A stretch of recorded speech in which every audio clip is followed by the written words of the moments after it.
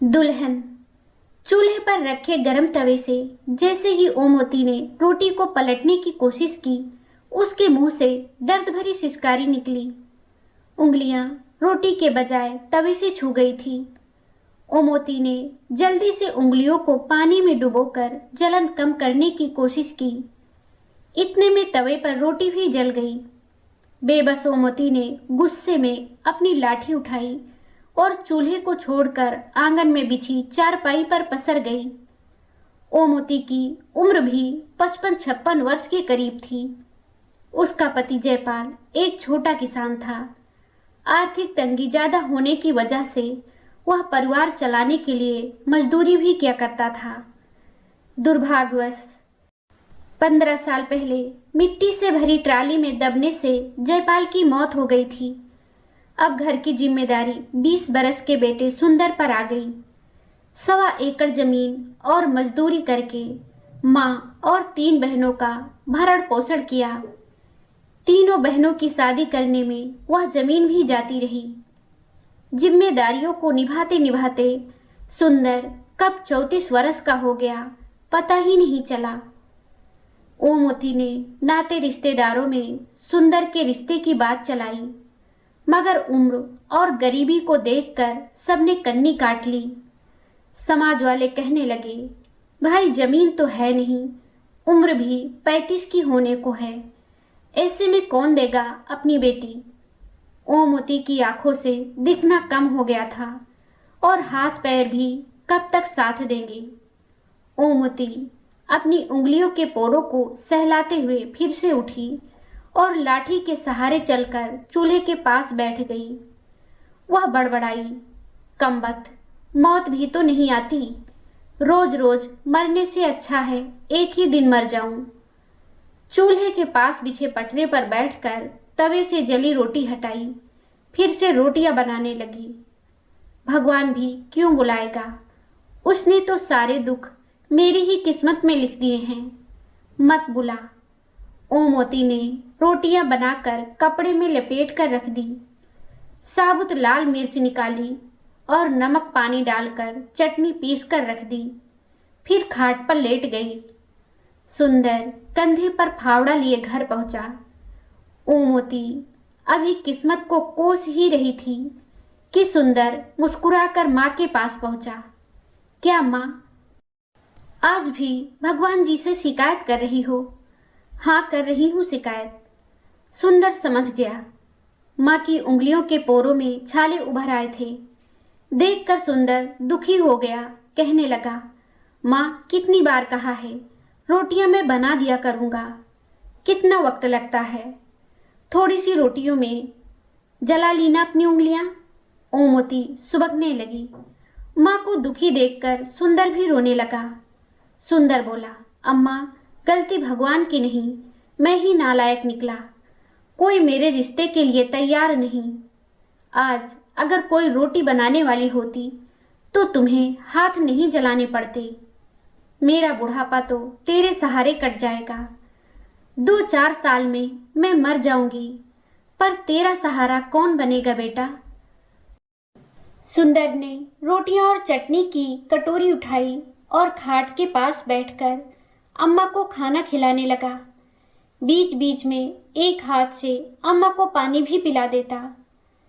बेटे के हाथ से रोटियां खाकर ओमवती अपना सारा दुख भूल गई और हंसते हुए बोली, मेरे सुंदर जैसी औलाद तो किस्मत वालों को ही मिलती है। चटनी रोटी खाकर सुंदर फावड़ा लेकर निकल गया। ओमवती ने रोज की तरह अपनी लाठी उठाई और घर से बाहर निकली। कुछ दूरी पर बबूल का बड़ा सा पेड़ था। वहां पर पेड़ के नीचे औरतें घर के काम से फ्री होकर टाइम पास और हंसी मजाक के लिए जमा हो जाती थी। उनका रोज का काम कांटेदार पेड़ के नीचे चुगल पुराण को ताजा करना था।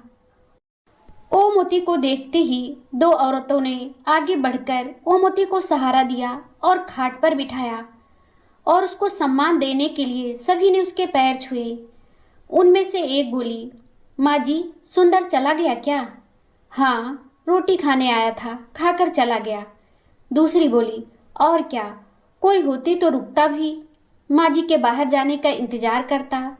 सभी औरतें खिलखिलाकर हंस पड़ी। ओमवती ने बुरा नहीं माना।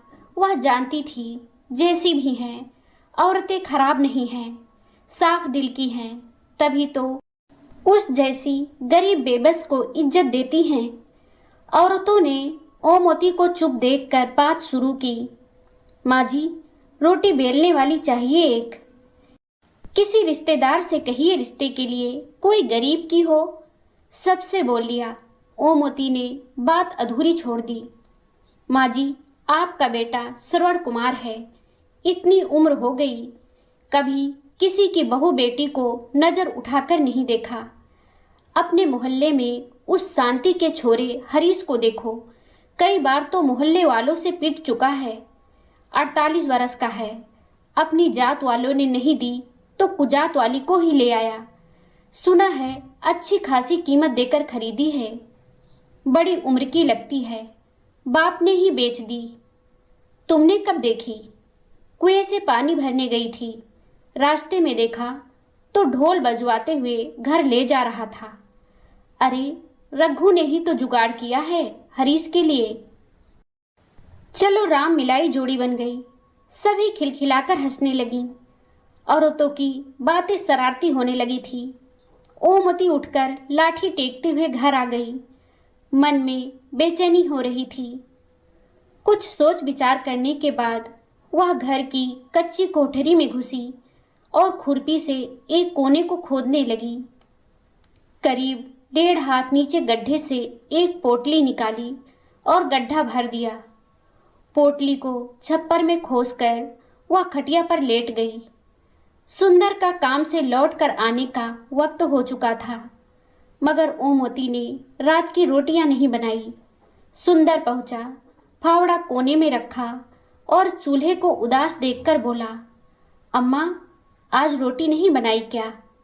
ओमवती उठी और वह पोटली लाकर सुंदर के हाथ में थमा दी। अम्मा, यह क्या है? इसमें चांदी के जेवर हैं। मैंने बहू के लिए बचा कर रखे थे, इन्हें बेचकर बहू ले आ। सुंदर हंसते हुए बोला, अम्मा, पगला गई हो क्या? बहू कोई बाजार में बिकती है जो ले आऊं? हाँ, बिकती है। उस पार मोहल्ले का हरीश लेकर आया है, आज पैसा देकर, तुम भी ले आओ। अम्मा, गांव में थू थू हो जाएगी। नाते रिश्तेदार सब क्या कहेंगे? सब आना जाना बंद कर देंगे। क्यों होगी थू थू? इतनी ही चिंता है नाते रिश्तेदारों को तो क्यों नहीं करा देते तुम्हारा ब्याह? किसी ने पूछा है आज तक तुझसे? मरते मरते उंगलियां जलाऊं मैं, जीते जी सुख नहीं देखा। बिना पोता पोती का मुंह देखे मारना चाहता है मुझे। ओमवती फपक कर रो पड़ी। अम्मा के आंसू सुंदर से नहीं देखे गए। रुआसी आवाज में बोला, अम्मा, रो मत, तू जैसा कहेगी वैसा ही करूंगा। तेरे सिवाय मेरा है ही कौन दुनिया में? अब चुप हो जा। सुंदर की बात सुनकर ओमवती के आंसू थम गए। वह ऐसे खुश हुई जैसे बेटे की सगाई पक्की हो गई हो, जैसे बहू आने ही वाली है। ओमवती की खुशियों को पंख लग गए। पूरी उमंग के साथ उठी और झटपट खाना बनाया। सुबह होते ही सुंदर साइकिल लेकर बाजार गया। वापस लौटकर उसने माँ के हाथ पर 13,000 रुपये रख दिए। ओमवती ने पूछा, बस इतने ही? अम्मा, चांदी का भाव ही क्या है? सुनार ने काट कर इतने ही दिए। इतने में बहू कैसे आएगी? मैं क्या जानूं? तुमने कहा तो बेच आया, अब मैं नहीं जानता। ओमवती बोली, तू रघु से बात कर, कोई ना कोई रास्ता निकल आएगा। ओमवती की आंखों में पनप रहे सपने मुरझाने लगे। गरीबी की खाई में उसकी हसरतें फिसलती और मरती रही हैं। गरीबी ना होती तो सुंदर के पिता मिट्टी में दबकर क्यों मरते? सुंदर अपनी उम्मीदों को क्यों दफन करता? झोपड़ी में मायूसी ना होती। दादी कहने वाली तोतली आवाजें गूंजती। गरीबी ने सब उम्मीदें खत्म कर दी थी। गरीबी एक बार फिर सपने के आकार लेने से पहले ही रोड़ा बन गई। सुंदर खुद की किस्मत को कोस रहा था। अम्मा को बुढ़ापे में सुख न दे सका। 13,000 में भैंस नहीं आती, बहू कहाँ से आएगी? उम्मीद तो नहीं थी, लेकिन अम्मा की जिद की खातिर सुंदर रघु के घर पहुंचा। कुंडी खटखटाई। रघु लगड़ाते हुए बाहर निकला और पूछने लगा, सुंदर तुम यहाँ कैसे? बस ऐसे ही भैया, आओ बैठो। काफी देर तक इधर उधर की बातें करने के बाद भी सुंदर के मुंह से असली बात नहीं निकली। रघु ने मसला भांप लिया। बोला, सुंदर तुम्हारे ब्याह का क्या हुआ? कुछ बात बनी? नहीं भैया, इसी आस से आपके पास आया हूँ। आस से? मतलब? भैया, जैसे हरीश को औरत दिलाई वैसे मुझ पर भी मेहरबानी कर देते। रघु को झटका लगा। वह गुस्से में बोला, सुंदर तुम क्या समझते हो मुझे? मैं औरतों की दलाली करता हूँ क्या? अरे नहीं भैया, मुझ पर यह पाप न चढ़ाओ। किसी का घर बसाना पुण्य का काम है। स्वार्थ की दुनिया में आप भगवान से कम नहीं हैं। भगवान से तुलना होते ही रघु का गुस्सा हवा हो गया। वह गर्व के साथ बोला, वह सब ठीक है सुंदर, पर कोई बाप अपनी बेटी यूं ही नहीं देता। उसके 10 मजबूरी और बेबसी होती है। उसके बदले पैसा लेता है। कितने पैसे लेगा भैया? अब यह तो वही बता सकता है। कितने लेगा? 40,000 या 50,000? भैया मेरे पास इतने पैसे कहाँ हैं? सोचा था तुम्हारी कृपा से घर बस जाएगा। कितने हैं तुम्हारे पास? मेरी हालत आपसे छुपी थोड़े ही है। 10,000 हैं।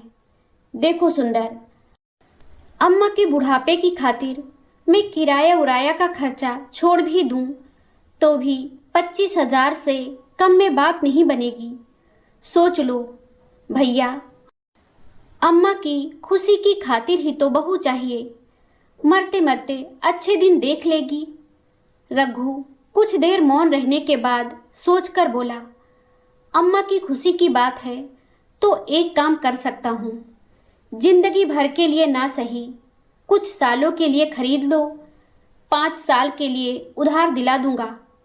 अम्मा इससे ज्यादा जिएगी नहीं। सुंदर को झटका लगा। कुछ साल के लिए? मैं तो जीवन भर किसी की बेटी को सम्मानपूर्ण जीवन देना चाहता हूँ। सुंदर चिंता में डूब गया। फैसला कठिन था। मन तो हुआ कि मना कर दे, मगर तभी अम्मा के चेहरे पर तैरती मुस्कान याद आ गई। भैया अगर मैं 5 साल बाद पूरा पैसा दे दूं तो फिर तुम्हारी, अगर नहीं दे पाए तो वह रुकेगी नहीं। सोच लो। ठीक है भैया, पर अम्मा को मत बताना कि सिर्फ 5 साल के लिए है, दुखी हो जाएगी। बात पक्की हो गई। दूसरे दिन सुंदर ने 10,000 रघु को दिए और रघु वादे के मुताबिक 10 दिन बाद 30-32 साल की औरत अपने घर ले आया।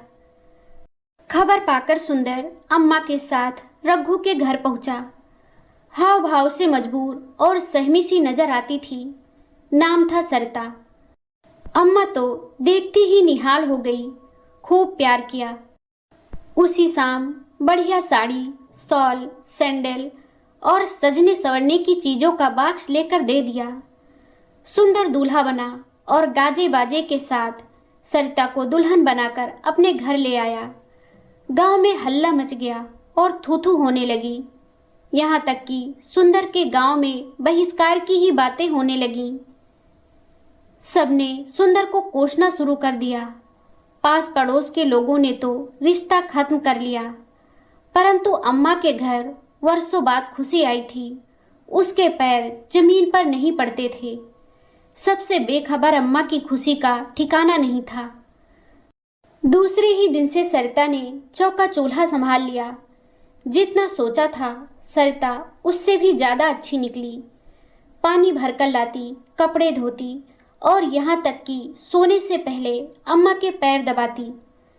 सरिता ने पूरे घर को बहुत अच्छे से व्यवस्थित कर दिया। सरिता के आने से घर स्वर्ग बन गया था। कुल मिलाकर हर तरीके से सरिता सुशील धर्मपत्नी साबित हुई।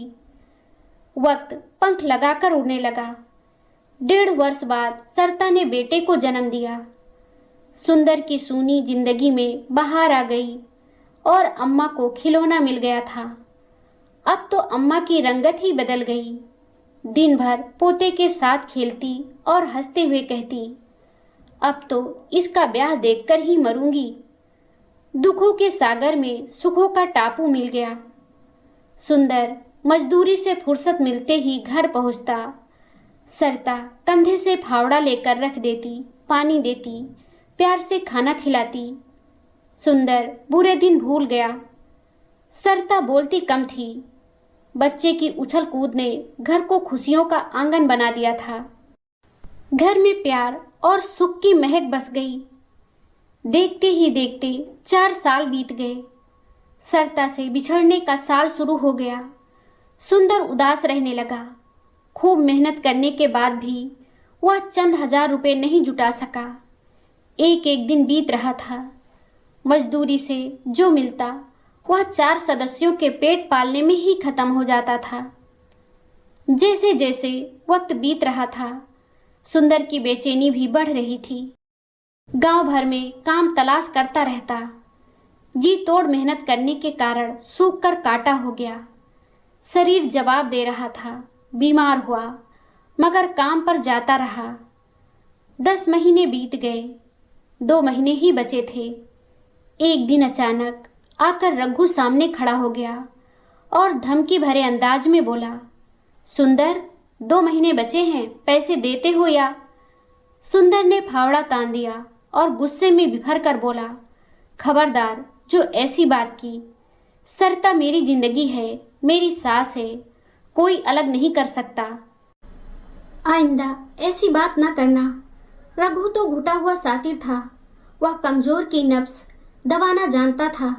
गुस्से से बोला, औकात में रहना, तुम जैसे 4 पति खड़ी हो जाएंगे। सरिता के, उसका पिता और पूरी बेड़ियों की बिरादरी हंगामा कर देगी। जेल हो जाएगी तुम्हें। बीबी के चक्कर में अपने बेटे को भी खो दोगे। अम्मा जीते जी मर जाएगी। सुंदर उल्टे पांव घर की ओर लौटा और रुपयों का बक्सा खोलकर रुपए गिने तो बहुत कम थे। रघु अब 30,000 मांगने लगा था। सुंदर फूट फूट कर रोने लगा। आवाज सुनकर अम्मा और सरिता दौड़ी आईं। पूछने लगी, क्या हुआ सुंदर? सुंदर रोए जा रहा था। सरिता एक तरफ खड़ी सब देख रही थी, हमेशा की तरह खामोश, चिंतित और सहमी हुई। सरिता ने सुंदर के चेहरे पर उभरे हुए दर्द को महसूस कर लिया। सुंदर ने सरिता की भीगी हुई आंखों को देखा। अम्मा माजरा समझ ना पाई। दुख और बेचैनी में सुबह से शाम हो गई। उम्मीद की कोई किरण नजर नहीं आई। सुंदर रोते रोते सो गया। अचानक आधी रात में सोते सोते सुंदर चीखने लगा, रुक जाओ, रुक जाओ, मेरी सरिता को मत लेकर जाओ। मैं इसके बिना जिंदा नहीं रह सकता। हड़बड़ाकर सरिता उठी। अम्मा दौड़ी आई। बच्चा सहम गया। अम्मा बोली, क्या हुआ बहू, यह क्यों चीख रहा है? सरिता हमेशा की तरह खामोश, बेचैन और चिंतित। अम्मा इन सब बातों से अनजान थी, नहीं समझ सकी। अब सिर्फ 3 दिन बाकी थे। सुंदर ने किस्मत के आगे हार मान ली। उसकी हालात पागलों जैसी हो गई। बस एक टक अपनी सरिता को घूरता रहा। सरिता सुंदर से नजरें चुराकर खुद को व्यस्त रखती। बिछड़ने की बेला आ पहुंची। आज आखिरी शाम थी। सुंदर ने 3 दिन से मुंह में निवाला तक नहीं लिया था। सरिता ने अम्मा की काफी देर तक पैर दबाए। बेटे को सीने से लगाकर खूब प्यार किया। बेटे को अम्मा के पास लिटाकर सुंदर के पास पहुंची और सुंदर के सीने से लग गई। दोनों के आंसू रुकने का नाम नहीं ले रहे थे। सरिता पहली दफा फूट पड़ी और दोनों हाथों से कसकर सुंदर को पकड़कर बोली, मुझे बचा लीजिए, मैं तुम्हें छोड़कर जाना नहीं चाहती। मुझे अपने बेटे और अम्मा से अलग मत होने दो। दोनों फूट फूट कर रोए। रोते रोते सुबह हो गई। पंछियों की मधुर आवाज फिजाओं में गूंजी। सुंदर ने सरिता का हाथ पकड़कर कहा, तुम्हें मुझसे कोई अलग नहीं कर सकता, भगवान भी नहीं। इतना कहकर सुबह 5 बजे ही बाहर निकल गया। सरिता की हालत बिल्कुल ऐसी सुहागन की थी जिसे कुछ देर में विधवा का आभास हो चुका था।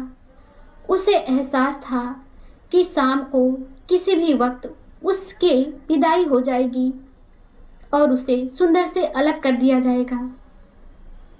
दोपहर 3 बजे सुंदर मिठाई के डिब्बे के साथ लौटा और खुश होते हुए बोला, सरिता, अब यह उदासी छोड़ो।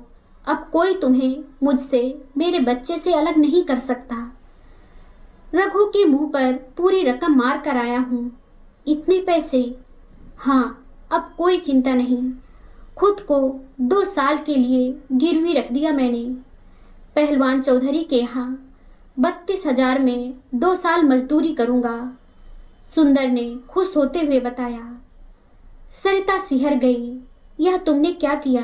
घर कैसे चलेगा वह मुझे नहीं पता। खुद को गिरवी रखने से ज़्यादा कीमती मेरे लिए तुम हो, लेकिन रोजी रोटी का इंतजाम? लंबी खामोशी के बाद सरिता पहली बार चहकी, मुस्कुराई और सुंदर के गले लग गई। बोली, तुमने मुझे नर्क में जाने से बचा लिया, मेरा आंचल खुशियों से भर दिया। औरत होने का सच्चा सुख दिया है तुमने।